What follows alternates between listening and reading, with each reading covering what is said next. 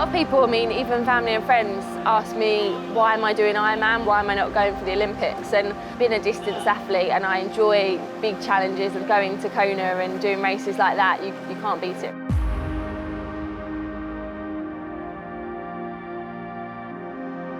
What have we got next? Intervals this afternoon. One of my favourites. I came here originally as a swimmer, so I hadn't ever even thought about doing triathlon, and a few of my friends were out here training for the Ironman. Then I did swear I would never do this Ironman because I thought it was too difficult, but after a few years it's certainly got a piece of my heart. Last year was my first year as a pro, and I really wanted to set the world alight almost, but it kind of all went not to plan when I ended up with a stress fracture in March in my leg. Although I was allowed to bike, that had to be primarily on the turbo. Zwift was a real lifesaver then because it meant that I could do longer sessions and I could focus on my power and see that improve. The really, really good thing about Zwift is it has the race feature.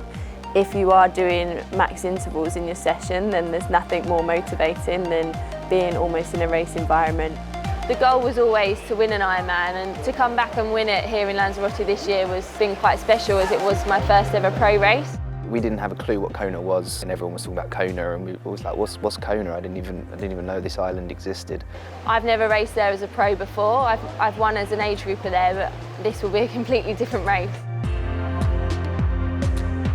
From there, we decided that we're going to try and target qualification for Kona this year. I decided that I could potentially qualify, but it would mean probably going to a major championship race, so that's why I picked Ironman Frankfurt to do, as it was the European Championships, and luckily I managed to finish second, so I'd had time to spare, and I've been able to train more for Kona as well. Her biggest weakness is almost knowing when to pull back. She's very driven, very strong-minded. As a mindset, as an open water swimmer, it's literally staring at a swimming pool tile for 100,000 metres a week. I always said if I ever made the Olympics or if I ever did an Ironman, I would get either one of those tattoos. A lot of people, they come up to me and they say, I've never seen a pro with an Ironman tattoo, and I say, well, I didn't expect to be a pro at this.